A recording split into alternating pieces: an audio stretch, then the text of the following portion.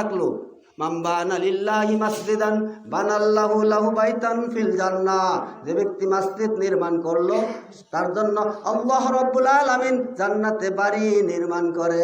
বলি সুবহানাল্লাহ। মসজিদে যে 50টা টাকা খরচ করছে এটাই নিজের জন্য হয়েছে। মানুষ কি বলে নিজের বুঝ পাগলেও বুঝে, আমি বলি মিথ্যা কথা। যদি নিজের বুঝ পাগলেও বুঝতো তাহলে এই মসজিদে দান খয়রাত করতো, এটা হইলো নিজের।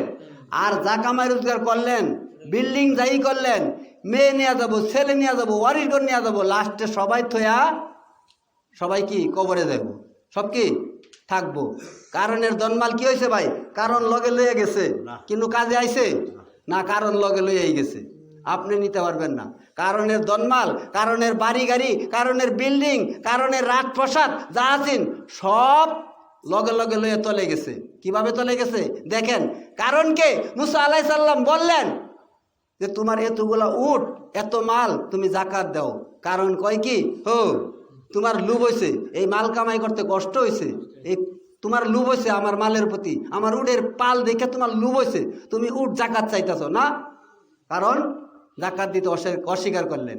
অথচ কারণ ওই মুসার কৌমের, মুসার গোত্রের, মুসার বংশের একজন লোক। কুরআনে জানায় দিয়েছেন, শুনেন, ইন্নাহু কানা কারুনা মিন কাউমি মুসা, ইন্নাহু কানা কারুনা মিন কাউমি মুসা। কুরআনের আয়াতে 2 জনের নাম আইছে কি আইছে না? একই গোত্রের, একই বংশের লোক। মুসা আলাইহিস সালাম যাকাত দিতে বললেন উটের পাল, কারণ কি ধনী উটের পাল, যাকাত চাইলেন, অস্বীকার করলেন, দিলেন না। না দেওয়ার পর আরো বিরোধিতা করলেন, আরো শয়তানি শুরু করলেন। কি? মুসা যেন বক্তব্য দিতে না পারে, মুসার বিরোধিতা করার জন্য একজন মেয়ে মানুষ আনলেন। মেয়ে মানুষকে বললেন, তুমি এই মুসার মজলিসে যা বলবা এই মুসারে যে আমার গর্ভে সন্তান আইছে, এই কথা যদি মানুষ শুনতে পা তাহলে কি মুসার কথা শুনবো? কারণের দেখছুন শয়তানি বুদ্ধি। এইবার ওই মুসার দরবারে ওই খারাপ মহিলাটা ওই কারণ নিয়ে গেলেন। নিয়ে যাওয়ার পর আল্লাহ যদি কথা বলার সুযোগ দিয়ে আপনি বলতে পারবেন, আল্লাহ বলার সুযোগ না দিলে আপনি বলতে পারবেন না।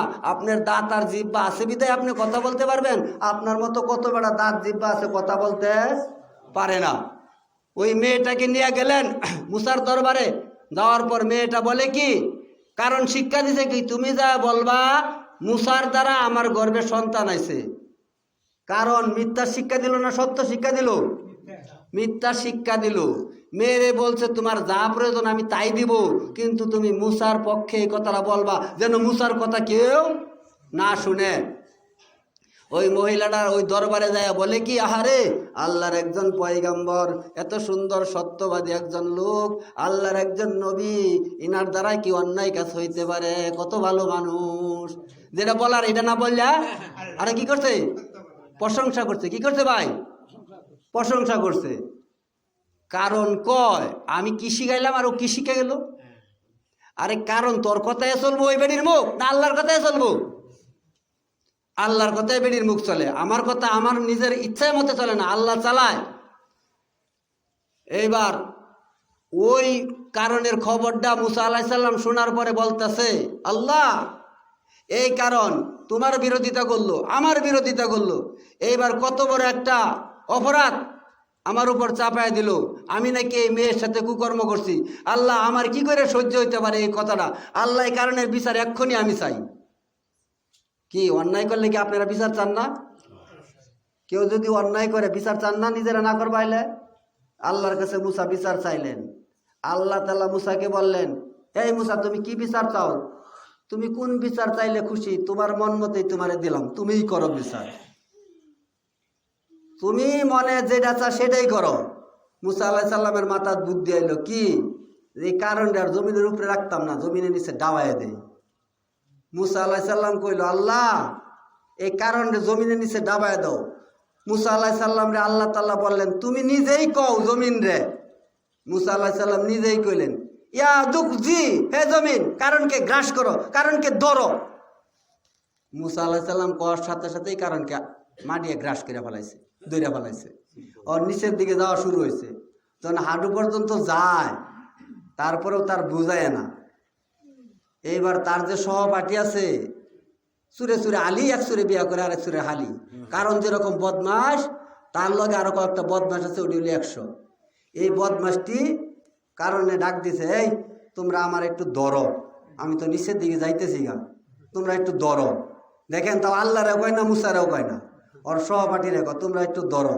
যখন ওরা ধরবার লিগে আইছে, অগর পাও আর মাডিয়া ছাড়ে না, অগর পাও লাগিয়ে রয়েছে। পরে এইবার ওই 100 মুসারে কইতেছে, তোমার আল্লাহর কাছে কও এই কারণের কথা আর শুনবো না, তোমার আল্লাহর কথাই মানবো।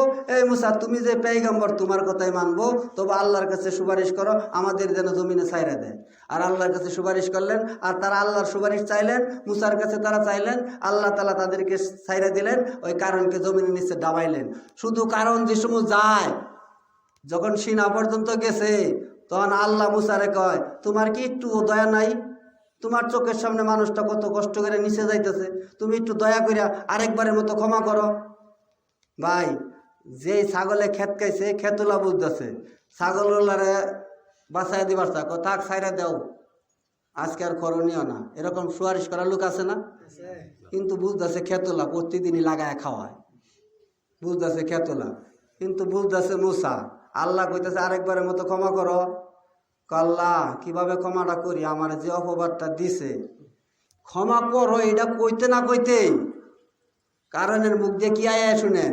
কারণ কয়, এ মুসা, তোর আর তোর আল্লাহর আমার এই ধনমালের প্রতি লোভ হয়েছে, আমার জমিনের নিচে ডাবাইয়া তুই আর তোর আল্লাহ জমিন, এই ধন সম্পদ, এই উডের পাল নিয়ে যেতে চাস নে।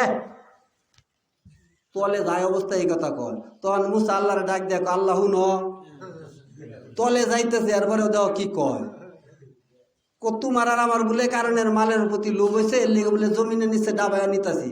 পরে আল্লাহ তাআলা আয়াত নাজিল করলেন, সূরা কাসাস 81 নম্বর আয়াত, পাইবেন খুঁজ করবার, বাই করে দেখবেন।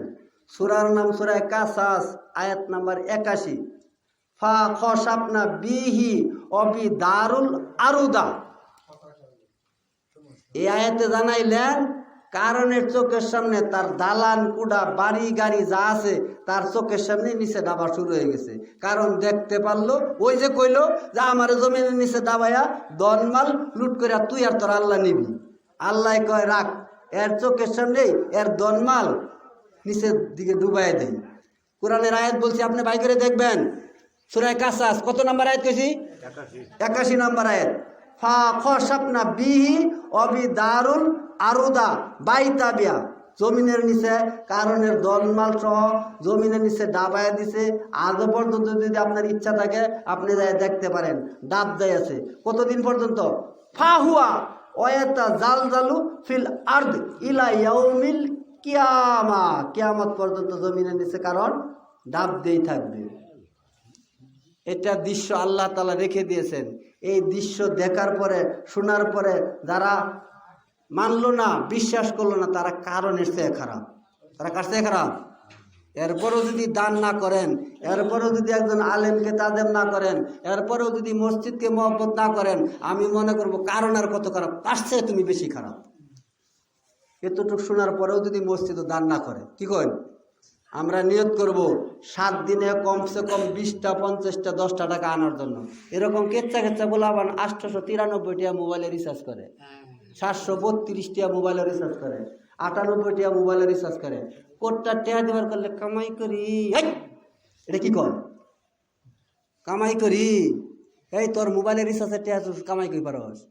এখন যদি কোটটা টাকা দেওয়ার কই, হুজুর আমরা কি চাকরি করি, আমরা কি কামাই করি, আমরা টাকা কই ভাই? 892 টাকা মোবাইলে রিচার্জ করিয়া সারা রাত খালি ঘষাঘষি করতেছে। ওই টিয়া তোর থেকে কই থেকে আয়? আমার এক বাইরে জিজ্ঞাসা করছিলাম, এই তোর সামনে দিয়ে কোটটা গেল, 10টা টিয়া দিলি না 25 টাকা ব্যাগ বিড়ি কিনলি? বিড়ির টিয়া ভূতে যোগায়, কোটটার টিয়া ওর যোগায় না। তো এই সমস্ত মানুষ চাষটলে চা খায়, পান খায়, টান খায়, টেহার অভাব নাই, কিন্তু মসজিদও 20টা 50টা টাকা দিতে পারে না। হয়তো আপনাদের মসজিদে আমি ওরকম করে কই না, আমি যেই মসজিদে আলোচনা করি ওই মসজিদে গুনতি দেই যে কাতারে কয়টা মানুষ, আগামী শুক্রবারে গুনতি দেবো, মানুষ হিসাবে কমপক্ষে 10 টাকা করে চাই। যদি মানুষ আপনি 40 জন থাকে 400 টাকা চাই, 1 টাকা যেন কম না আয়।